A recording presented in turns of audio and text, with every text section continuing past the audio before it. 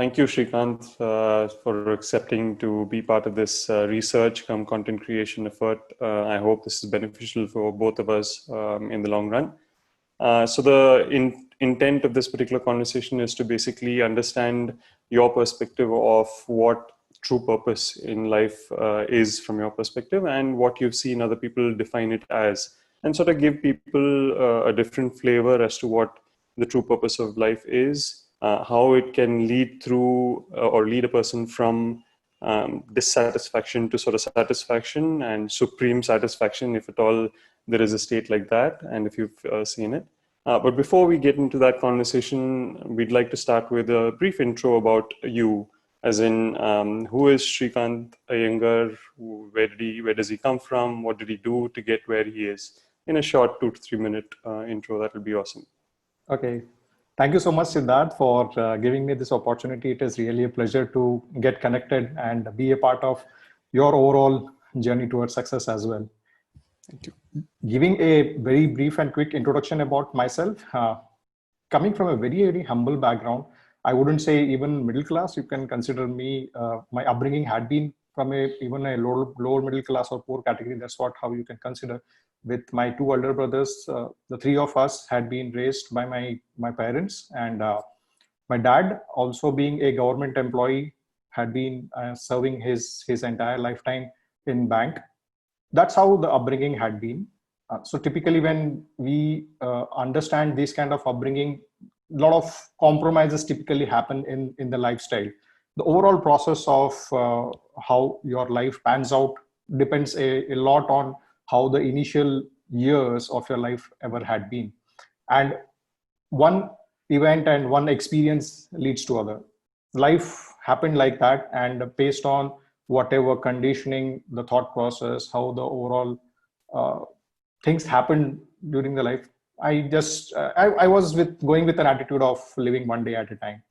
So very importantly, I would like to definitely make a mention that I am a very normal person, a person with a lot of imperfections, and I had been working on those imperfections. Somebody who had never been carrying a lot of major dreams or major specific talents or very unique skills or maybe academic excellence in none of these areas. I had been so-called maybe blessed, you can consider that way. But yes, what I had been blessed with a big heart and something which had helped me to sail through the journey of life. And a very important thing, which a life skill which I had acquired over this year since my childhood, is a never give up attitude. More than anything else, this is something which had helped me throughout my journey of life. So schooling happened, then college, I went through the engineering part of it. Being a mechanical engineer, I had some inclination and liking to the automotive domain, or the manufacturing and automotive, the hardcore kind of engineering stuff. That's how I ventured into that. That was my stint with engineering, and subsequently it was just a typical way to look at it: find job and start earning your livelihood, and eventually look forward to get settled in life. A typical how a mediocre or middle class upbringing is. So that's how my journey got started in the automotive sector also. Initially, pretty much a lot of struggling had happened, and even in the initial days, thankfully I could see some of the, probably one can consider, the worst moments of life also, where even I got into a situation because of organization issues and things like that, where they could not sustain. Even while me being one of their best performing employees, I had been asked to look out, wherein I got laid off, putting in very straight terms. And that was probably one of the lowest moments of my life. That was the situation where I decided that this is something should never happen. And especially when having a family to support with a lot of debts and things around you, it's very difficult to fathom anything like that. But also, I'm a very firm believer that situations like this only makes you stronger eventually in life. That's what life is. The sooner we realize, the sooner we accept and take it with a pinch of salt and see the message what life is giving and understand that message and take things forward from there. So acceptance is the first step towards any major change. So I had gone through that difficult phase, but the sooner I accepted it, things started falling back in place, thankfully. Then I spent around almost 17, 18 years. I'm just putting it fast forward, automotive sector, 17, 18 years, it happened one after the other, things started happening well. And eventually in the process, I also realized that there is something more I should look forward to in life. While I had been doing pretty well in my job, in my work, in my assignments, I had been giving the best of my performance and output to the various organizations where I was serving. But eventually I realized that there is something more which has to be done with life. That's where I started exploring various possibilities that if not job, what else I should be doing, which should be also fulfilling and contributing in a bigger way. That's how I got started with my own stint in an e-commerce based venture while working in job. That was an initial trial which I got started with, but thankfully it went off well. It took off well. And later I made a conscious choice to move out of the corporate role and take this assignment more seriously of being a full-time entrepreneur. And and I am a very also a strong believer and follower of this thing called law of attraction. It just happens, and when you are in that frequency, you definitely start attracting that kind of people, that circumstances, such events, resources, all one after the other started happening. I never had a plan of becoming a coach, a so-called formal coach per se. But yes, as I said, that once you get into the stream, it just pans out one after the other. The event started happening. I started meeting such people who were of the same thought process. Then I had my own introspection and eventually took a call to walk this path as well. And Nice. I'm pursuing this journey and still a long way to go. Awesome. I mean, it's great to hear the past and the hardships that you've gone through. I mean, I can completely resonate in different levels, at different things that you mentioned, being an engineer, going through the same process of, okay, education is finished, 12th is over. Now the next thing is either medicine or engineering. That got decided 10th. I mean, immediately after the 10th that you take a science stream or a biology stream.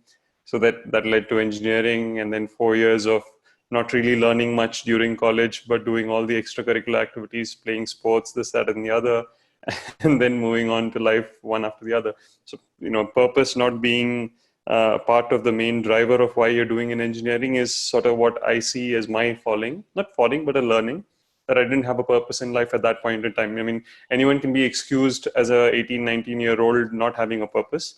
But nevertheless, if we find it early, then even better.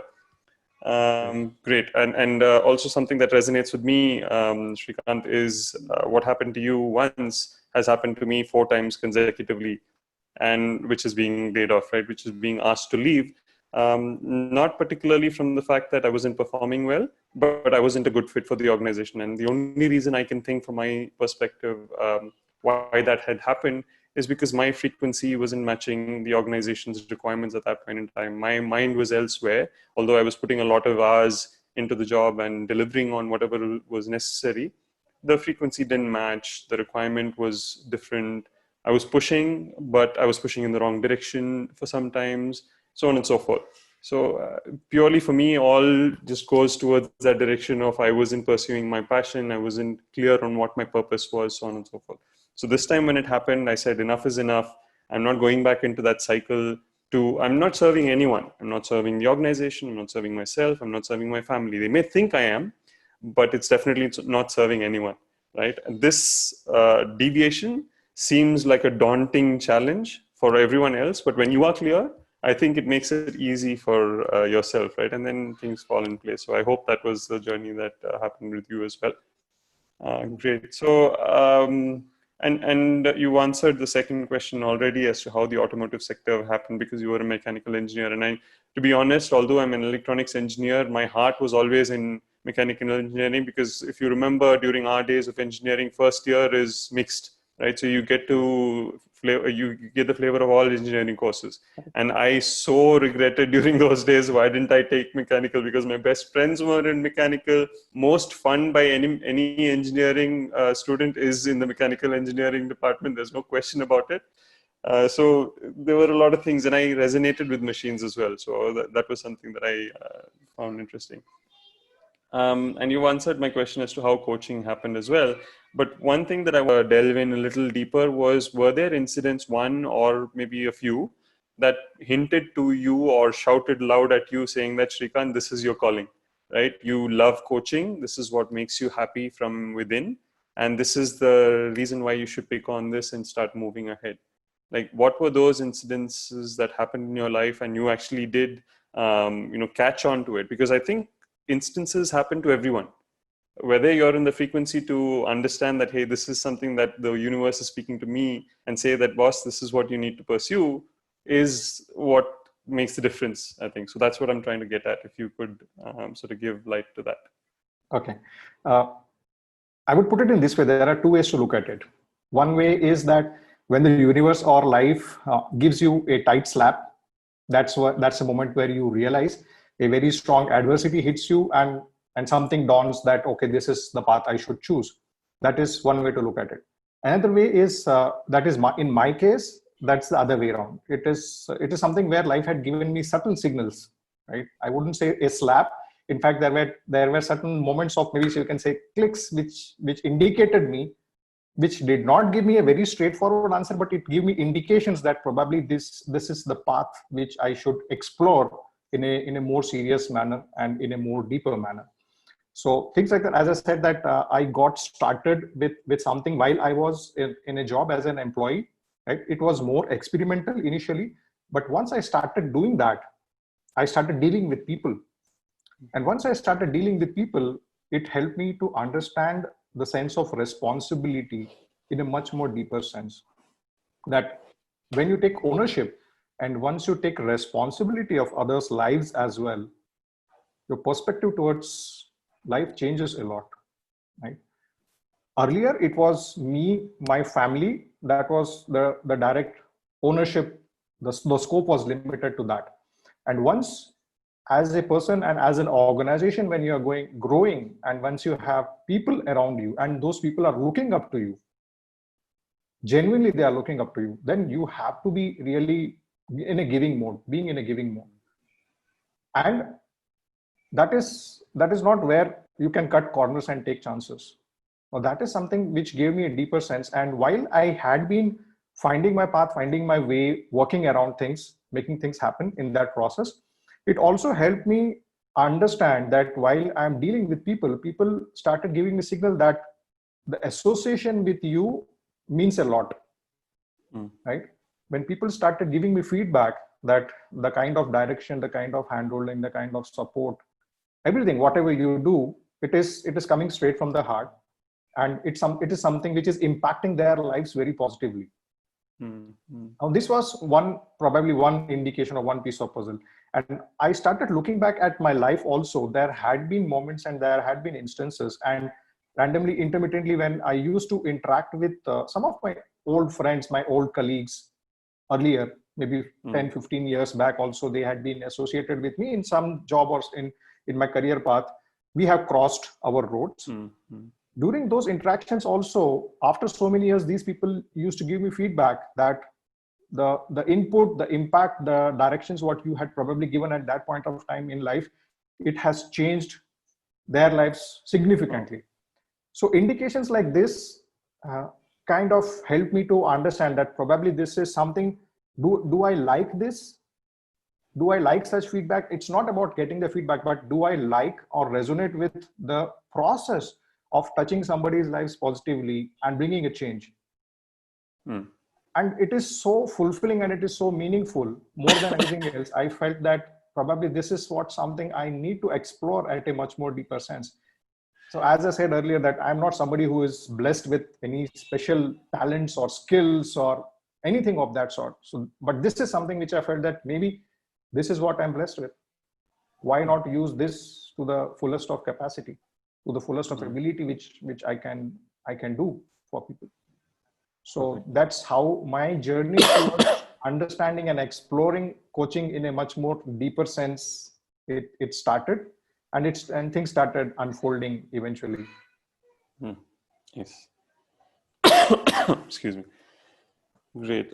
So, I mean, I like the fact that when you actually spoke to your friends 10, 15 years ago, and they recollected instances of you giving them words of advice and that changed direction, right? So that's something that probably people have to resonate with, that they can't really look for immediate responses from friends just within their vicinity, but they would have impacted a lot of people from way far behind in time as well.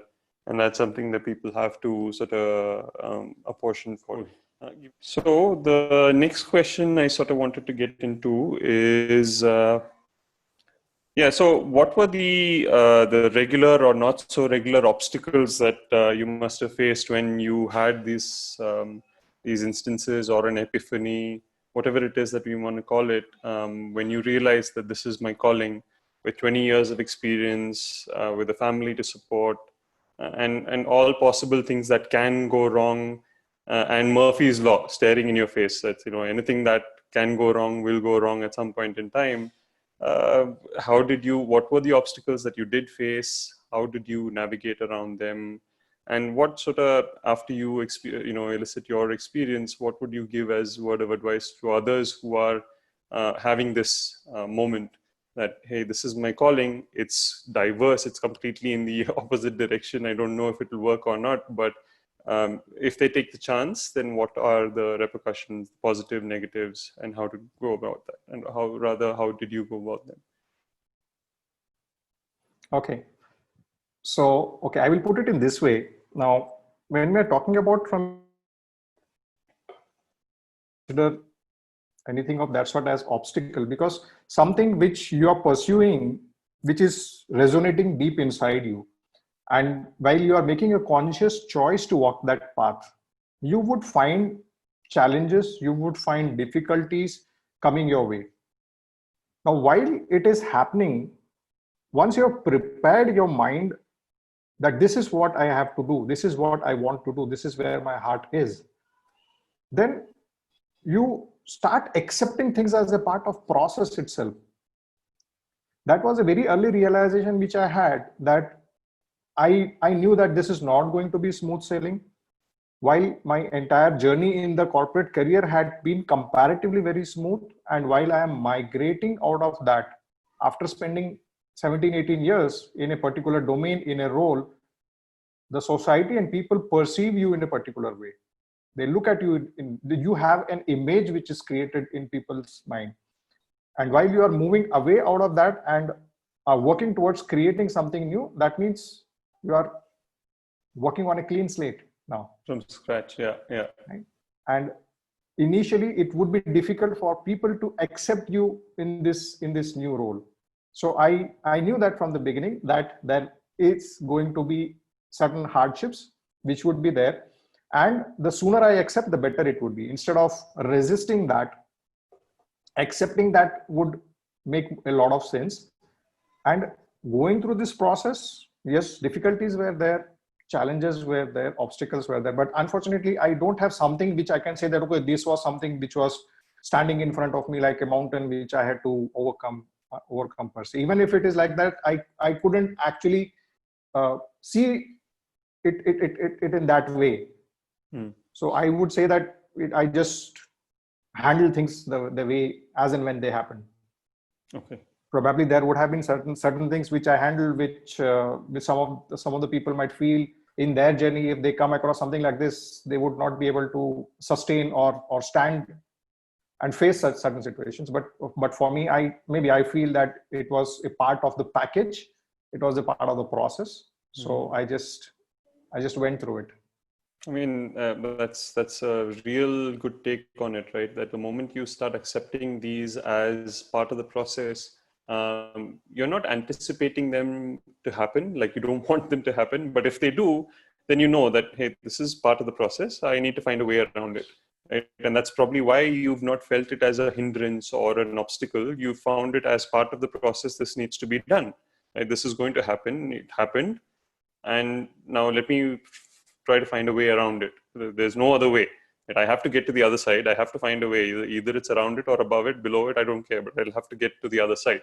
So, I mean, that's definitely something that is different in a way to sort of look at for this perspective. Otherwise, you wouldn't have the heart, you wouldn't have the resilience, you wouldn't have the energy to go around it. You'll say, this is it, end of story, go back to normal. Right? I love this phrase. I mean, something that Steve Jobs has mentioned time and time again, that entrepreneurship, and this can be applied to a lot of other things as well, that it's not for the sensible, right? He says that it's not meant for the sensible minded people. Like any sensible person would say that this is the end, and move on, like move on to something else, or go back to what you were, before, normalcy, right? And so like he says that way. Elon Musk has gone to the extent to say that it's entrepreneurship in general is like chewing on glass. Like every day your mouth is bleeding, but you just have to swallow it and then move on to your next meal, probably in this context. But yeah, I mean, once you accept it as part of the journey, as part of the deal, as part of the challenge, you will inevitably, and if you have accepted it in the true sense of it, you will find ways to navigate around it, or you'll go the sensible route.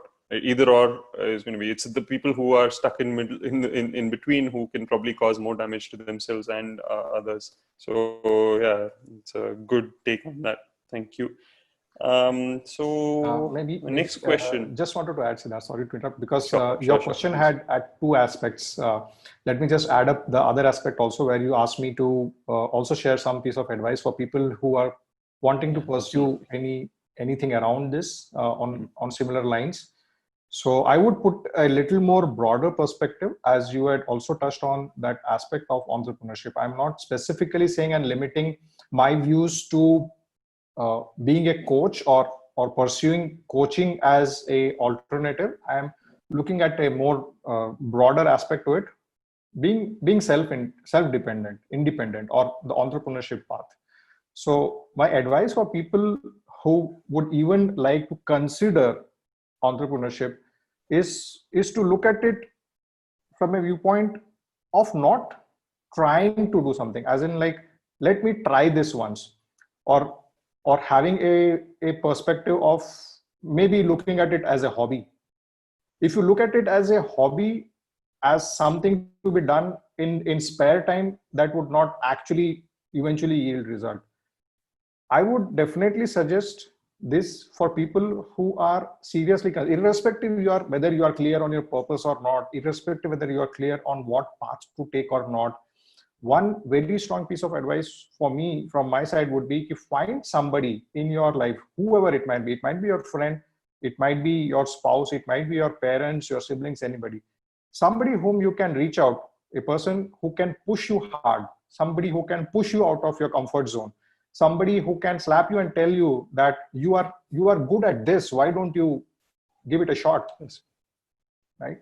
So somebody needs to give that push. So one first important piece of advice is look out for such people who can kind of ignite that fire inside you. Number two is that once you have identified that there is some fire which needs to be ignited and you are working, the work is in progress while it is happening. Second thing is that don't look at an alternative as a hobby. So this also means that even if you are making a choice, make it a one-way ticket. Make it a one-way ticket. If you are getting into something with a two-way ticket, trust me, you would not make it in that journey, because you always know that there is a return ticket available. So with you on that. So once you have the smallest of obstacle in front of you, more than dealing with that obstacle, you would always have that return ticket in hand, and you would keep on looking at it, and you would be itching yourself to utilize that return ticket. And I have in my journey, I have met thousands of people, and this is what I have experienced in them. More than anything else, when people ask me that they are wanting to do something of their own and they want to pursue this path of entrepreneurship, more than anything else, I ask only one question: why is it you want to do? You leave apart the what part, you leave apart the how part. Oh, yeah. What is the reason? What is your burning platform? So unless and until there is a burning platform which you are creating for yourself, if you don't have a burning platform in your life, then create something. Create something in your head, create something in your heart. It can be as simple as that. Let me reach out to people and serve them in the best possible way, whatever I can do. Absolutely. Totally with you on that. Now, I found something interesting when you mentioned that you should find that sort of an igniter or a starter, a person who is, a well-wisher, family, friend, relative, whoever it is, who can push you out of your comfort zone. And that's super important to catch on, right? Who is that person who can push you out of your comfort zone? Now, how does one find or identify that this is the person that can? Because oftentimes, and it's happened with me, is friends and family, they tend to be very cautious and caring for you, and so they always tend to give you that safe response, right? I don't want to give something radical कि वो कुछ ना कर जाए, मतलब it shouldn't be bad for them, detrimental for them, so they are safe in their responses as well, because they've not moved that path either. So what is it that you look for? What are the things that indicate that this person is capable of giving me a honest and true answer or a true response, and will push me when it comes to tough situations, and not cuddle me and say the nicest things and so on and so forth? Right? So how does one identify, if there is a method to sort of identify that person, or if not, reach out outside? It would require a little more introspection within self while you are identifying. I wouldn't say that there is one method or one pill through which you can really narrow down and say that, okay, this is how I have identified. You need to explore. You need to keep on going through the exploratory process. But yes, one important thing which I would like to make a mention is that the best person who can do this job is somebody who is not having a direct stake in you. So somebody who is holding any stake in your life, it might be your parents, it might be your spouse, your kids, your relatives, your closest of friends. They have seen certain dimension or certain part of you, and they see you in a particular way. They have a perception about you. So even while it comes to pushing you, even when it comes to pushing you, they might be calculating a lot of things in their mind, and might be at times cutting corners and be more diplomatic, and may not be ruthless when it is required to be. So the best person to do is that somebody who is really sensible and is master in what he is doing, in showing the path and having that clarity. That person may not be a subject matter expert. This is also one important thing I need to put it here on record, is that somebody who would be showing you a path, not necessary that he should be of the same domain what you are into, not necessary that he should be a subject matter expert at all, but somebody who can see things beyond what you can see when it comes to life. Somebody who is probably having you, if you are having a 5,000 feet view, that person can give you a 50,000 feet view of life, a helicopter or bird's eye view of life. So who brings in a very different perspective. So that the best person who can do is, and in a way which is completely unbiased, is somebody who is having zero stake in your life. Okay, interesting. Okay. Coming to the next question, which is probably most pivotal for this conversation, is what is your definition of true purpose? What does it mean? How did you find it? How did you define it? And what is your practice to cement it? Right? It takes a few days, months, weeks, years of effort to sort of tell yourself that this is your life's true purpose, because there are always things that happen around you that tend to question it. And am I good at it? There's something called an imposter syndrome, where people tend to think that I'm not good at this. I think I am, but what have I done compared to these people? I'm no one. So how did you navigate around those? But starting with the definition of what your definition of true purpose is. Okay. So when we are talking about this aspect of purpose also, I would like to keep things very simple and from a viewpoint of a layman, a common man. Many a times, again, I could resonate with this strongly, and I see that people in general, they tend to get bogged down or for that matter, don't want to sugarcoat and put things in a very sophisticated manner that this is what purpose is, this is what the people who have achieved so much significant things in their life, this is had been their purpose, this is how they define purpose in their books and autobiographies. No, what I would say that probably a common man does not resonate with this very strongly. And also it might happen that people who are not able to connect with this, they might feel left out. They might feel that does it mean that if I don't have a purpose in life, my life is useless? Mm. It's not like that. A slightly different viewpoint I would like to bring here is that when we are talking about purpose, it's more about the journey rather than the destination itself. If you can find that joy and sense of fulfillment in the journey, I think that serves the purpose in a way. If today you are joyful about doing something, the purpose of you being on this planet is met. Mm. It's not that something very extraordinary has to happen or something extraordinary you need to achieve to prove that you had a purpose. Mm-hmm. If you are touching somebody's life in the simplest and smallest possible way, that is also serving your purpose. Absolutely. It can be an animal also. I don't know to what extent it makes sense, but I am trying to put it in a very, very simple, down to earth and in a layman's viewpoint, right? I don't want to bring in a very sophisticated definition around what the purpose per se is. But yes, as you start looking at things in different ways, as you start evolving as a person, people tend to also expand their definition of purpose based on that. So your definition of purpose also is ever evolving. As you are evolving as a person, your definition would also not be static. That would also be dynamic. That would also evolve.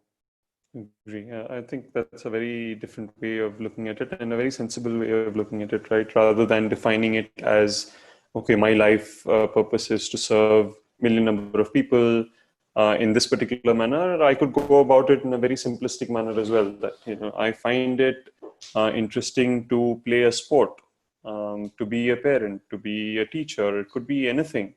Right, and it's different for different people. It is naturally going to be different for different people because everyone is different. So sort of boxing people into definitions might be wrong as well. So what I found interesting is the fact that the journey is supposed to be, or at least in your sort of definition or your take on it, is the journey, if it leads to happiness, the purpose is not necessarily as meaningful as the journey itself. That I found interesting as a takeaway, and that's something that people don't really pay a lot of attention to, right? That if you, let's take a simple example, from one place to another, point A to point B, you intended to go to point B turned out to be a crappy place. But if you had fun during the journey from A to B, that in itself takes care of B not being all that great. Right, so that's what you're saying. I mean, you try to make B a better place than when you reached. That's a different thing altogether. But if your journey from point A to point B meant something for you, gave you sort of sense of accomplishment, happiness, whatever it is, then that in itself has a lot of meaning in life. That's another way of looking at it, and a very humble way of looking at it, and a very sensible way of making things better for yourself rather than beating yourself around. Yeah, B to aise nikal gaya. This isn't what I expected, right? Great. I like that as well. So next question, something that I haven't sort of presented is and delved into is, during your process of discovery, I'm sorry I'm taking a little longer than we expected, but No I problem. hope this is worth it. Yeah. Have you found yourself lost, without knowing your purpose in life, even though you think that coaching and personal development is something that has been something that you are passionate about? Have you found yourself lost even after having found your calling? If yes, how did you navigate? What helped you during that process? Support systems or yourself rituals? What are those things that you do on a daily basis to navigate around those inner conflicts, those tumultuous times that question your own conviction of this is my calling. Okay. Now here again, I would like to answer a little differently.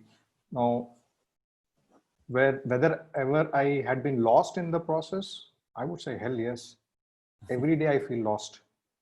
In fact, every day I feel lost because, again, as I said, that it is all in the journey. And when you are in the journey, there is very high probability that you are not already having a guided map. If it would have been that much easier, everybody would have maneuvered with that map and would have reached their purpose or destination wherever they have to go. Because your map also is evolving as you are going through that path. Okay. Correct? So it is more of walk the path and discover yourself, whether it works for you or not. So feeling lost is something which is very normal, I would say. Mm-hmm. But while you are feeling lost, that sense of purpose being there gives you that strength that I need to push through this, that even if I feel lost, I wouldn't feel dejected, I wouldn't feel let down, I wouldn't start beating myself down for anything. It helps also to flip and look at the other side, that it is not a problem. I need to have a solution orientation rather than a problem orientation. Great.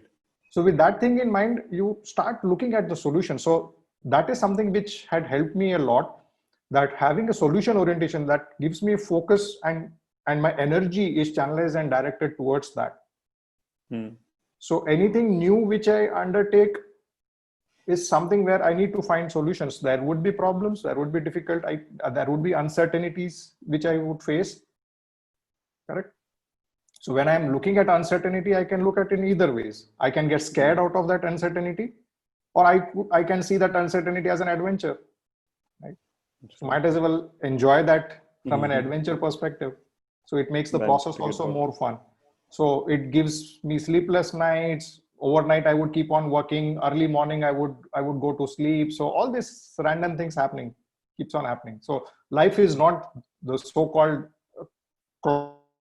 organized way how it would otherwise happen in an employee's lifestyle. That is one of the biggest change. And once, as I said, that it all revolves around acceptance. Once you have accepted, once you have embraced this thing, you would always feel happy in the process of doing that also. So that sense of fulfillment automatically comes. Perfect.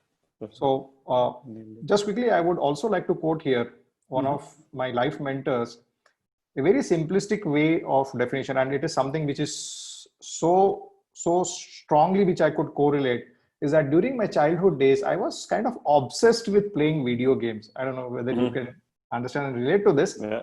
I was kind of obsessed. I used to play various types of video games, not the kind of the ones which the current generations, the Xbox and PS4s were not non-existent in our days. It was those so-called Nintendos and those kind and of, the Ataris. so those kind of, but I was very obsessed. I used to spend hours and hours together to play that game. So why I'm bringing this analogy here is that my life mentor had told me that what is our life? Life is exactly like a video game. So somebody has designed a video game. This means that you are very sure while you're playing the video game that there is a certain end to it. There is a certain end to it. So similarly, your life also has something which is defined for you as an outcome or a purpose or whatever you would see. So this means that somebody who has designed the life or somebody who has designed the video game, they had put a path. Only thing is what you have to do is you have to discover that path. It exists. It is not that there is a dead end. There is no video game which is designed with a dead end which does not lead to anywhere. Right? It leads to a particular end. That is one part. Second is that as you move from one level to another, it only becomes difficult. It never becomes easy. True. Life also, when you move from one level to another, it is only going to be difficult. What changes is your ability and your skills to handle that. True.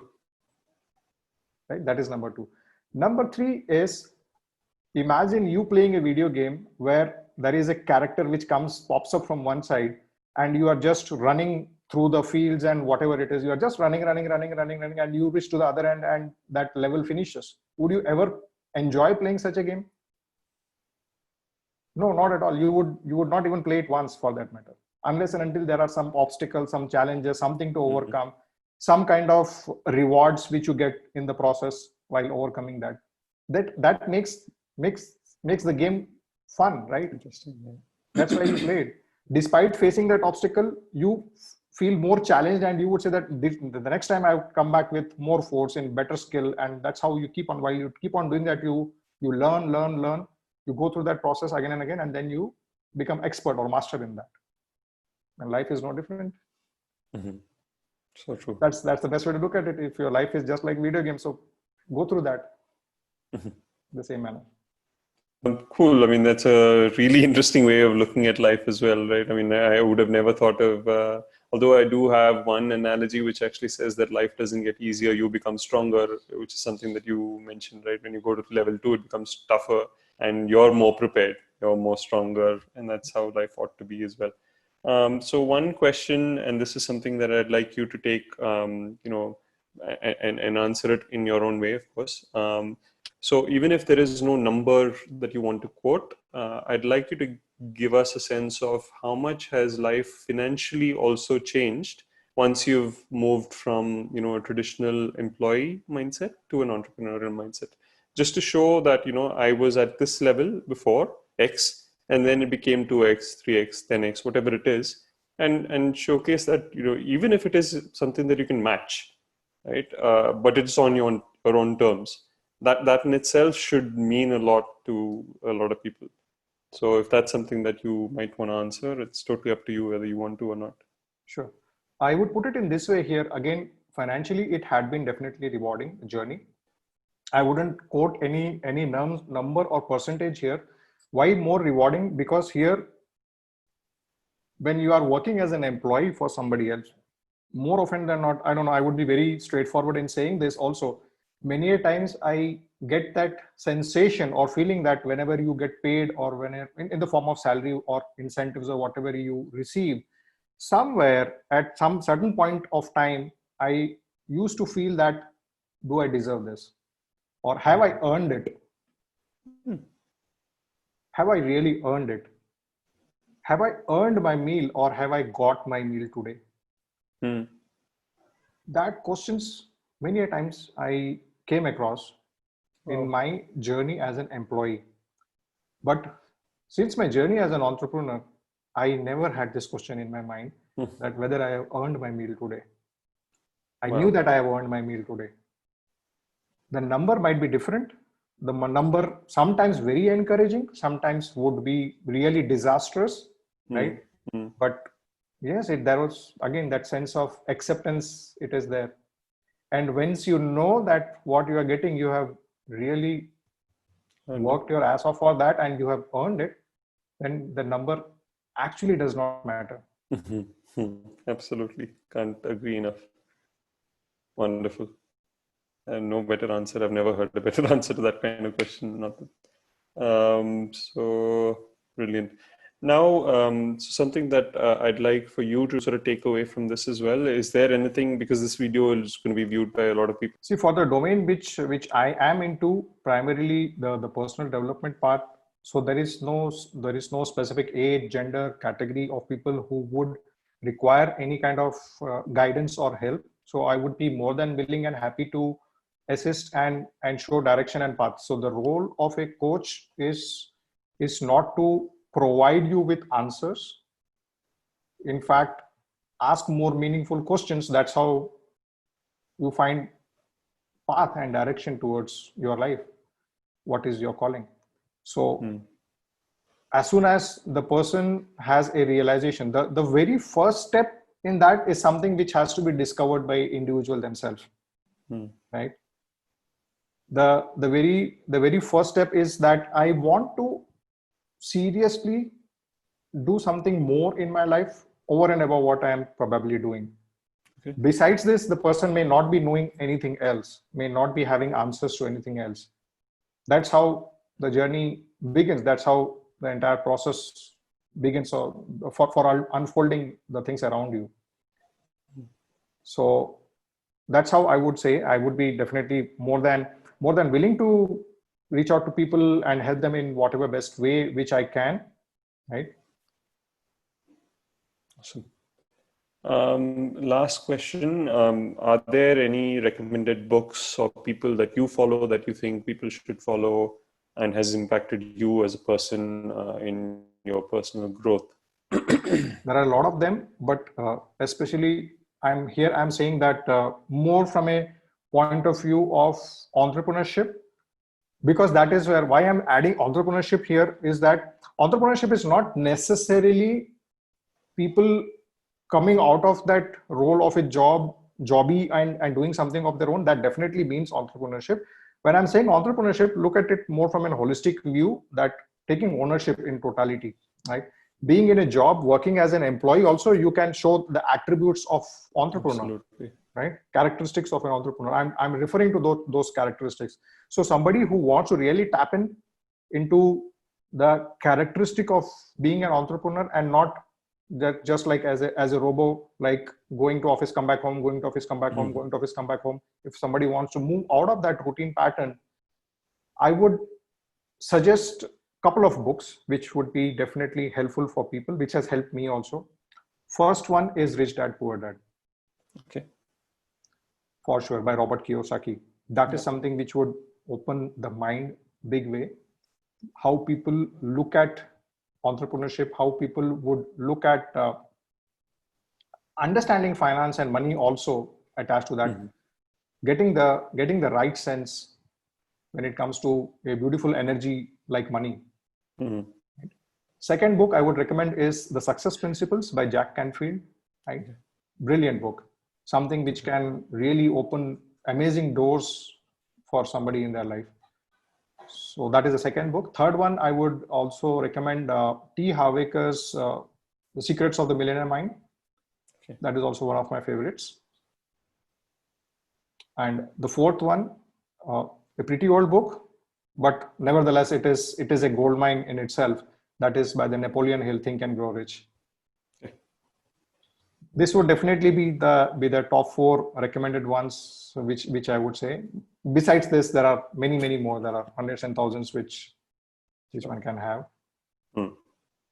Awesome. Cool stuff. All right. So much more that we can talk, but yeah, we could definitely revisit this if it's something that you would encourage as well. It's been awesome, and thank you for your time, Srikant. I can't thank you enough from the bottom of my heart for being part of this journey.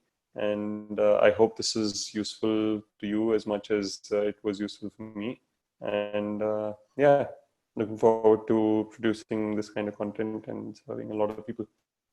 Thank you so much. Once again, I would like to also express my sincere gratitude to you, Siddharth, for giving me an opportunity to have a one-on-one with you so that we can exchange our peace of mind and share our experiences with life. So just towards the end, I would like to add that there is nothing right or wrong. There is nothing called as right or wrong in this life. It is all about how our consciousness operates and at what level. As you move ahead in life, your consciousness definitely would expand. And only way of expanding your consciousness is to put yourself through different experiences. That experiences may be giving you certain different outlook of life, but at the end of the day, it is only adding to your learning and it is only making you more wiser as a person. Right? Life is beautiful. Just explore. Come out of that comfort zone. A very big message which I want to give everybody who would be listening to this: please push yourself out of the comfort zone, whatever it might be. You might be going through different challenges and pains in your life. Sustaining and wanting to stay with that known pain and not wanting to explore the unknown pain is also a comfort zone. True. So Absolutely. Life is beautiful outside the comfort zone. So please push yourself and give your best. Right? Absolutely. So that's what I would like to say, with a lot of best wishes from my side, and have a great time. Thank you, Srikant. Thank you. Bye. Bye.